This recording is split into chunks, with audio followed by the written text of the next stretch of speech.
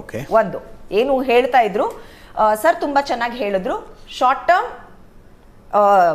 ಏನು ಬೆನಿಫಿಟ್ಸ್ ಬಂದಿರೋದು ಇಲ್ಲಿ ಜನನು ಒಂದು ಎಂಪವರ್ ಆದ್ರು ಸೋಷಿಯಲಿ ಎಕನಾಮಿಕಲಿ, ಇನ್ನೊಂದು ರಾಜ್ಯಕ್ಕೆ ಬಂದಂತಹ ಟ್ಯಾಕ್ಸ್ ಕಲೆಕ್ಷನ್ ಅಲ್ಲೂ ದೇಶದಲ್ಲೇ second highest GST collection. Sir ಪೂರ್ತಿ ಮುಗಿಸ್ಬಿಡ್ತೀನಿ. ಅದೇ ಜಿಎಸ್ಟಿ ಕಲೆಕ್ಷನ್ ಕಾರಣನಾ ಭವ್ಯ ನರಸಿಂಹಮೂರ್ತಿ ಅವರೇ? ಜಿಎಸ್ಟಿ ಜಾಸ್ತಿ ಆಗಿರೋದು ಜಾಸ್ತಿ ಆಗೋದಕ್ಕೆ ಕರೆಕ್ಟ್ ರೀ, ಅದೇ ನಾನು ಹೇಳ್ತಿದ್ದೀನಿ. ನೀವು ಗ್ಯಾರಂಟಿ ಕೊಡ್ತಾ ಇದೀರ ಅನ್ನೋದೇ ಕರ್ನಾಟಕದಲ್ಲಿ ಜಿಎಸ್ಟಿ ಕಲೆಕ್ಷನ್ ಅದೊಂದೇ ಕಾರಣನಾ? ಅದು ಕಾರಣ. ಯಾಕಂದ್ರೆ ಈಗ ನೀವ್ ಏನ್ ಹೇಳ್ತಿದ್ರಿ, ಬಿಜೆಪಿ ಮಾತಾಡಿದ್ರು, ಡೆಡ್ ಇನ್ವೆಸ್ಟ್ಮೆಂಟ್ ಅನ್ನೋಂಗ್ ಏನ್ ಬಿಜೆಪಿ ಮಾತಾಡಿದ್ರು, ಖಂಡಿತ ಸರ್ ಇಲ್ಲ, ಆನ್ ಟೈಮ್ ಹೋಗ್ಬೇಕು ಜನಗಳಿಗೆ. ಒಂದ್ ನಿಮಿಷ, ಡೆಡ್ ಇನ್ವೆಸ್ಟ್ಮೆಂಟ್ ಅಂತ ಬಿಜೆಪಿ ಅವ್ರು ಮಾತಾಡಿಲ್ಲ, ಮಾತಾಡೋ ಧೈರ್ಯನೂ ಇಲ್ಲ. ಬಿಜೆಪಿ ಅವ್ರಿಗೆ ಒಂದೇ ಅಲ್ಲ, ಬಿಜೆಪಿ ಅವ್ರಿಗೆ ಒಂದೇ ಯಾವ ರಾಜಕೀಯ ಪಕ್ಷಕ್ಕೂ ಇದನ್ನು ವಿರೋಧಿಸುವ ಧೈರ್ಯ ಇಲ್ಲ. ಇದು ಹೆಂಗೆ ಅಂದ್ರೆ ಎಕ್ಸಾಕ್ಟ್ಲಿ ಇದು ಗ್ಯಾರಂಟಿ ಯೋಜನೆಗಳು ಅನ್ನೋದು ಮೀಸಲಾತಿ ಕೊಟ್ಟಂಗೆ, ಅದು ಒನ್ ವೇ, ಅದು ಕೊಡುವಾಗಷ್ಟೇ ಇರೋದು, ವಾಪಸ್ ತಗತೀವಿ ಅಂತ ಹೇಳೋ ಧೈರ್ಯ ಯಾರಿಗೂ ಇರೋದಿಲ್ಲ. ನ್ಯಾಷನಲೈಸ್ ಆಗಿ ನ್ಯಾಷನಲ್ ಯೂನಿವರ್ಸಲ್ ಆಗ್ಬೋದು, ಅದು ಆ ಪಾಸಿಬಿಲಿಟಿ ಇದೆ. ಎಸ್ ಭವ್ಯ ಅವರು ಮತ್ತೆ ಈ ಒಂದು MSMEಗಳ ಬಗ್ಗೆ ಮಾತಾಡಿದ್ರು ಸರ್.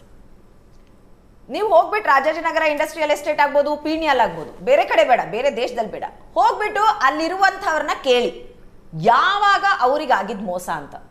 ಅವ್ರು ಹೇಳೋದು ಎರಡೇ ಇನ್ಸ್ಟೆನ್ಸಸ್, ಡಿಮಾನಿಟೈಸೇಷನ್ ಬಿಟ್ರೆ GST. ಲಕ್ಷಾಂತರ MSMEಗಳು ಮುಚ್ಕೊಂಡು ಹೋಗಿದ್ದು, ಲಾಸ್ ಅಲ್ಲಿ ಹೋಗಿದ್ದು ಈ ಸಮಯದಲ್ಲೇ ಸರ್, GST ಇಂಪ್ಲಿಮೆಂಟೇಷನ್ ಟೈಮಲ್ಲಿ, ಅದಕ್ಕೆ ಮುಂಚೆ ಡಿಮಾನಿಟೈಸೇಷನ್ ಟೈಮಲ್ಲಿ. ಸೊ ಇದರ ವಿಕ್ಟಿಮ್ಸ್ ಆದವರು ಅವರು, ಯಾರು ಕಾರಣಕರ್ತರು ನಿಮ್ಗೂ ಗೊತ್ತಿದೆ. MSME ವಿಷಯ ಆಯ್ತಾ. 2,000 ರೂಪಾಯಿ ಬಗ್ಗೆ ಏನ್ ಹೇಳ್ತಾರೆ, ಹೌದು sir, I totally agri, on time ಹೋಗ್ಬೇಕು. ಪ್ರಶಾಂತ್ ಸರ್ ಹೇಳಿದ್ದು, ಅವರು ಹಿರಿಯರು, ಗುಡ್ ಥಿಂಕರ್ ಇಬ್ರು ಕೂಡ ಏನ್ ಹೇಳಿದ್ರು, ಆನ್ ಟೈಮ್ ಹೋಗ್ಬೇಕು. ಅಲ್ಲಿ ಏನು ತಪ್ಪಾಗ್ತಿದೆ ಗೌರ್ಮೆಂಟ್ ಖಂಡಿತ ನಾವು ಅದ್ರ ಬಗ್ಗೆ ಯೋಚನೆ ಮಾಡಬೇಕು, ಜನಗಳಿಗೆ ಆನ್ ಟೈಮ್ ಹೋಗ್ಲೇಬೇಕಿದು.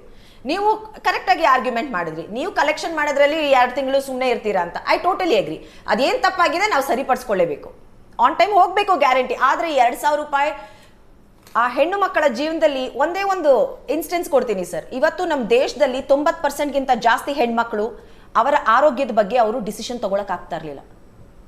ನಿಮಗೆ ಗೊತ್ತು, ಹೆಣ್ಮಕ್ಳ ಮೇಲೆ ಮೆನ್ಸ್ಟ್ರುವಲ್ ಹೆಲ್ತ್ ಇರುತ್ತೆ, ರಿಪ್ರೊಡಕ್ಟಿವ್ ಹೆಲ್ತ್ ಇರುತ್ತೆ, ಹೆಚ್ಚು ಗಮನ ಕೊಡ್ಕೋಬೇಕು. ಆದ್ರೂ ಕೂಡ ಗಂಡನ ಮೇಲೋ, ಅವ್ರ ಅತ್ತೆ ಮೇಲೋ, ಅವ್ರ ಮನೆಯವ್ರ ಮೇಲೋ ಡಿಪೆಂಡ್ ಆಗ್ಬೇಕಿತ್ತು. ಏನಾದ್ರು ಹುಷಾರಿಲ್ಲ ಅಂದ್ರೆ ಏನಿಲ್ಲ, ಸುಮ್ಮನೆ ಮಲ್ಕೋ, ಸರಿ ಹೋಗ್ತೀಯ, ನಾಳೆ ಒಂದು ಡೋಲೋ 650 ತಗೊಂಡ್ರೆ ಮಲ್ಗಬೇಕಿತ್ತು.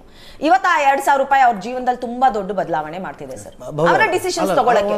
So you can never speak against Shakti or 2,000 rupees that they are going. ಜೊತೆ ಆರ್ಗ್ಯುಮೆಂಟ್ ಅಂತ ಮಾಡ್ತಿಲ್ಲ, ಬಟ್ ಈ ಹೆಣ್ಣು ಮಕ್ಕಳನ್ನೇ ಅಂತ ಇಟ್ಕೊಳ್ಳೋಣ, ಎಂಪವರ್ ಮಾಡುವ ಮಾರ್ಗ ಯಾವುದು ಸರ್? ಫಿನಾನ್ಷಿಯಲಿ ಅಲ್ಲ, ಒಂದು ನಿಮಿಷ, correct me if I am wrong. ಇತ್ತೀಚೆಗೆ ವರ್ಲ್ಡ್ ಹೆಲ್ತ್ ಆರ್ಗನೈಸೇಷನ್ ಒಂದು ರಿಪೋರ್ಟ್ ಬಂತು, ಕುಡಿಯುವ ನೀರನ್ನು ಮನೆಗೆ ನೇರವಾಗಿ ತಲುಪಿಸಿದ್ದಕ್ಕಾಗಿ 60,000 ಕೋಟಿ ರೂಪಾಯಿ ಮಧ್ಯಮ ವರ್ಗದ ದುಡ್ಡು ಉಳಿತಾಯ ಆಗಿದೆ. ಯಾಕಂದ್ರೆ ಅಷ್ಟು ದುಡ್ಡನ್ನು ಅಶುದ್ಧ ಕುಡಿಯುವ ನೀರಿನಿಂದಾಗಿ ಅವ್ರು ಹಾಸ್ಪಿಟಲ್ ಖರ್ಚು ಮಾಡ್ತಿದ್ರು ಅಂತ. Is this the way of empowering?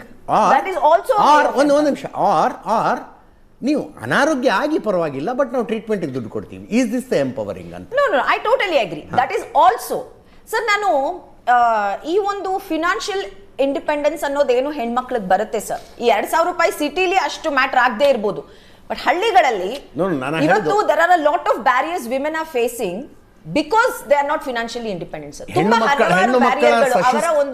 ಮಕ್ಕಳ ಸಶಕ್ತೀಕರಣ ಆಗಬೇಕು ಅನ್ನೋ ವಿಷಯದಲ್ಲಿ ಎಲ್ಲಾ ಪಾರ್ಟಿಯವರು ಒಮ್ಮತದಿಂದ ಇರ್ತೀರಿ, ಅದ್ರ ಬಗ್ಗೆ ಎರಡನೇ ಮಾತಿಲ್ಲ.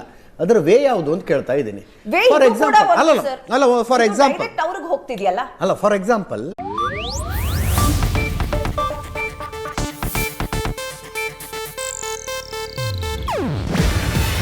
ಇದು ಏಷ್ಯಾನೆಟ್ ನ್ಯೂಸ್ ನೆಟ್ವರ್ಕ್ ಪ್ರಸ್ತುತಿ.